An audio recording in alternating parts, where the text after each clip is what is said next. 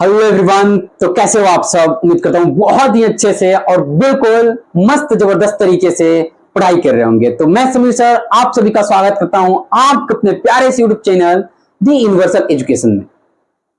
और आज की इस क्लास में हम लोग बहुत ही इंपोर्टेंट क्लास को देखने वाले हैं, बहुत ही इंपोर्टेंट टॉपिक को देखने वाले हैं, जो कि हमारा क्लास 9th में भी है और क्लास 11th में भी है।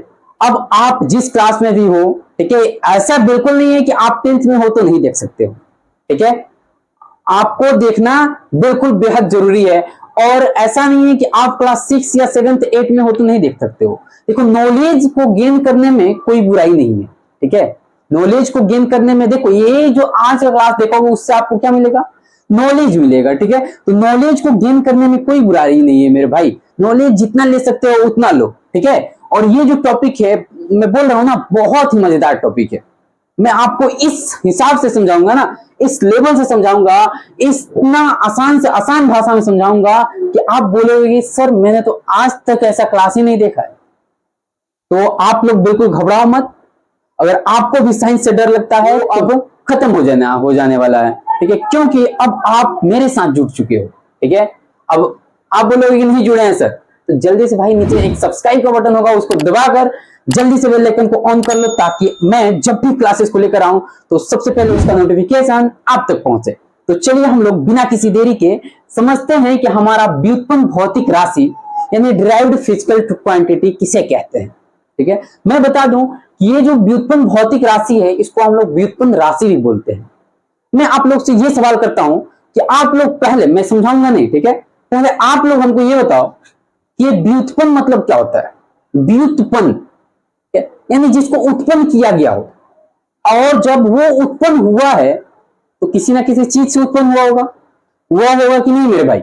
बताओ, इतना बात बताओ मेरे को। समझ पा रहे हो ना मैं क्या बोलना चाह रहा हूं? कि व्युत्पन्न, व्युत्पन्न का मतलब क्या हुआ मेरे भाई? कि वो किसी चीज से उत्पन्न किया गया हो। समझ में आया?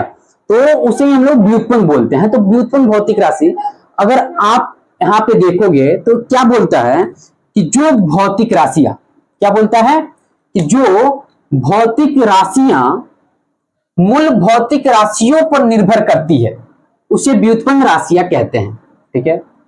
अब आप लोगों का सबसे ज्यादा ये सवाल बनेगा कि यहां पे सर मूल भौतिक राशि क्या होता है ये? तो अगर आप लोग नहीं देखे हैं तो जाकर मेरा ये वाला क्लास एक बार जरूर से देख लीजिएगा।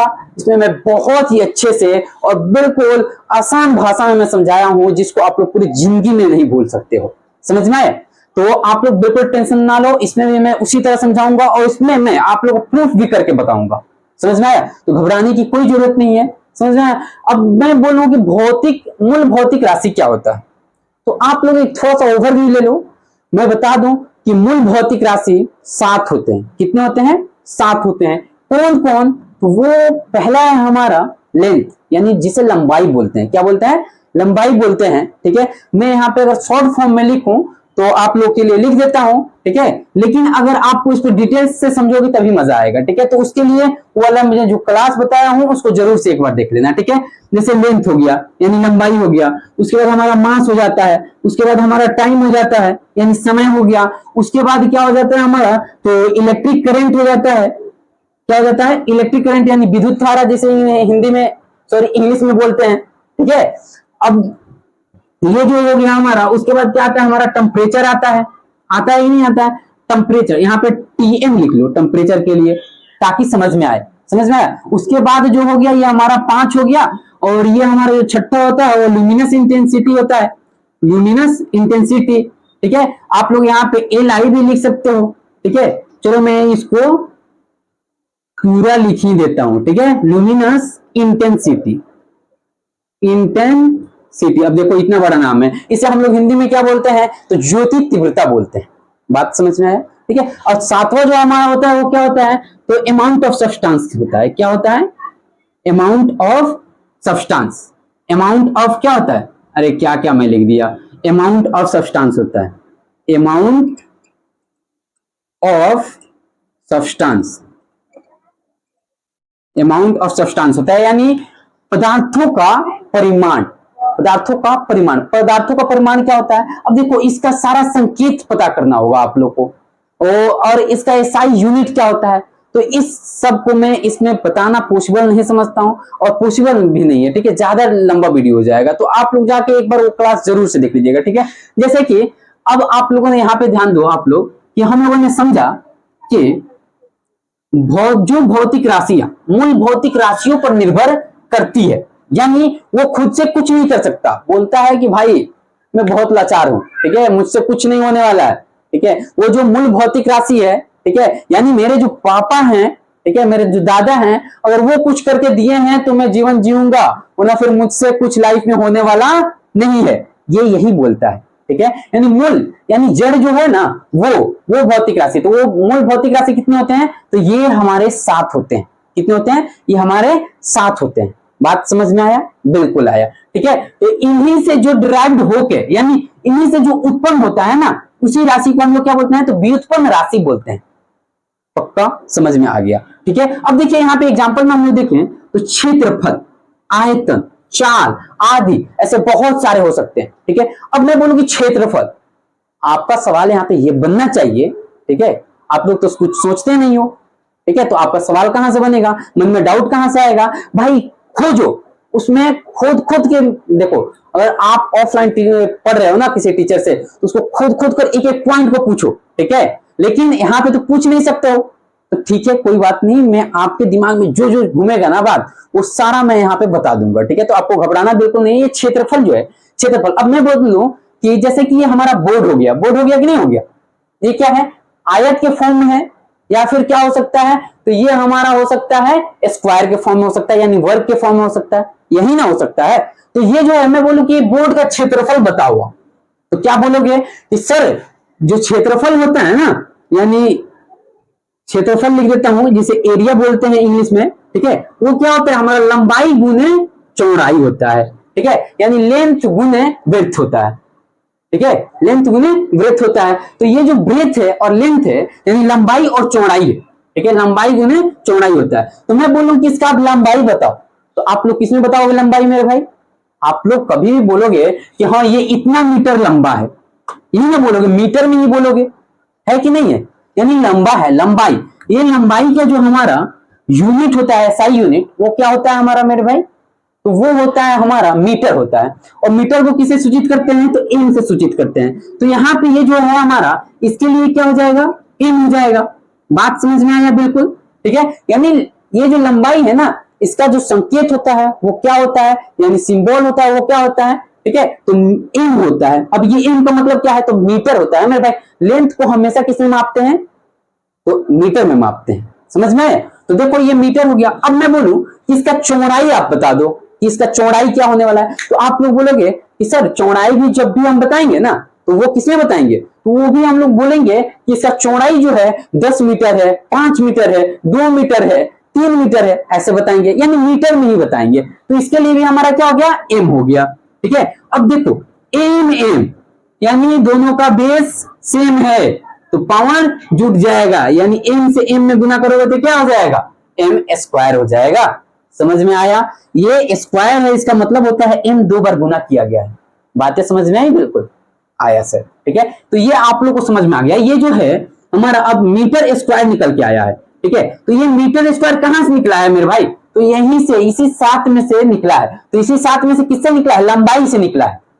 बातें समझ में आई? ये जो हमारा राशि निकल के आया, मीटर स्क्वायर निकल के आया, ये कहां से निकल के आया, तो ये निकल के आया हमारा, ये लंबाई से निकल के आया। अब देखो आप, तो यहां पे है हमारा दूसरा क्या है, आयतन है, ठीक है, ये क्या है, आयतन है। बातें समझ में आई? ये अब आयतन क्या होता है सर, ठीक है, तो मैं उससे पहले, इसको बताने से पहले इसको मैं मिटा देता हूं, ठीक है। ये उम्मीद है कि आप लोग समझ चुके हैं, ठीक है। अब देखो जो आयतन होता है ना हमारा, वो क्या होता है, आयतन इक्वल टू, आयतन इक्वल टू क्या होता है, लंबाई गुने चौड़ाई, चौड़ाई गुने क्या होता है मेरे भाई, तो ऊंचाई। समझ में? ये होता है, यानी एल गुने बी गुने एच, है ना। यानी इसे ब्रेथ कहते हैं, इसे लेंथ कहते हैं और इसे हाइट कहते हैं। समझ में आया? तो इसे एल बी इंटू एच लिखा जाता है। समझ में आया? अब ये जो है, मैं बोलूं आप लोग से, ये बताओ कि आप लोग, ये मैं लंबाई पूछूं कि जैसे कि मान लो कोई घर है, ठीक है, वो कितना लंबा है। अगर किसी घर का अगर हम लोग आयतन निकाल रहे हैं तो कैसे निकालेंगे?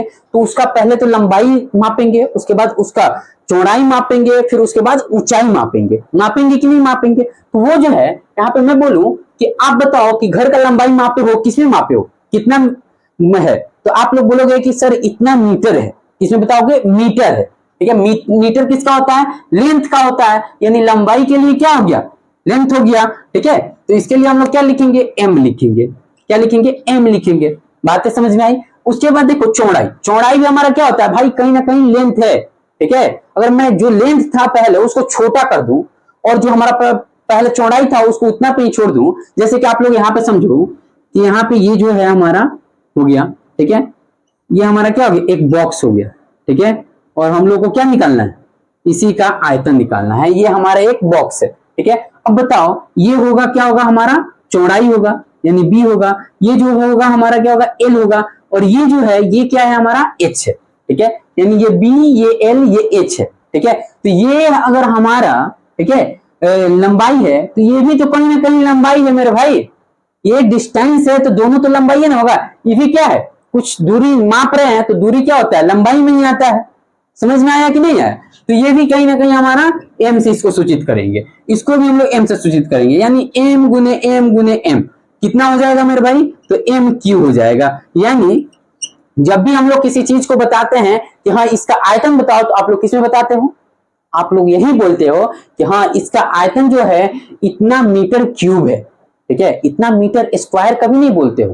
ठीक है, इतना मीटर क्यूब है या इतना मीटर लंबाई गुने चौड़ाई गुने ऊंचाई है, ऐसा भी बिल्कुल नहीं बोलते हो। समझ में आया? क्या बोलते हो? कि 10 मीटर क्यूब है। ठीक है, अब 10 मीटर ही नहीं होगा, मैं एक समझाने के लिए बात बोल रहा हूं। ठीक है, एक एक पॉइंट को आप लोग को बिल्कुल नहीं पकड़ना है। ठीक है, यहां देखो, अब हम लोग देखें तो चाल हो गया। ठीक है, तो चाल को समझाने से पहले मैं इसको मिटा देता हूं। ठीक है, देखिए चाल क्या होता है, चाल के बारे में सोच कर देखो। चाल का फॉर्मूला बताओ मुझे कि कितना होता है, जल्दी से कमेंट में बताओ, कमेंट में। ठीक है, कि चाल का फॉर्मूला सब लिखो। लिखने से क्या होता है ना, हमारा माइंड एक्टिव रहता है। ठीक है, तो यहां देखो, यहाँ पे चाल अगर देखें तो चाल को मैं सबसे पहले बता दूं क्या होता है। S equal to D by D T होता है।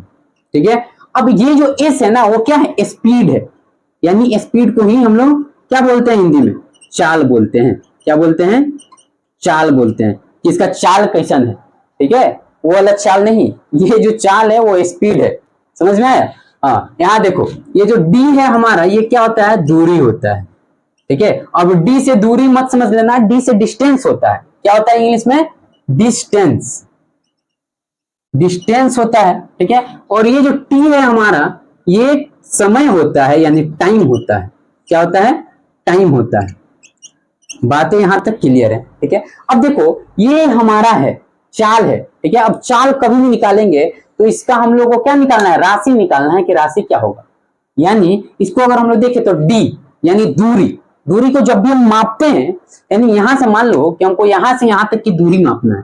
ठीक है, ये मान लो कि आपका घर हो गया और आपके घर के बगल में वो जो जहां तक आप जा रहे हो, ठीक है, वो पड़ोसी का घर मान लो। ठीक है, या फिर कोई चौक है, यहाँ पे क्या है? चौक है, और ये आपका घर हो गया। ये आपका घर हो गया। अब घर से चौक तक जा रहे हो, ठीक है, तो वहां तक का ये डिस्टेंस है, किसमें मापोगे मेरे भाई?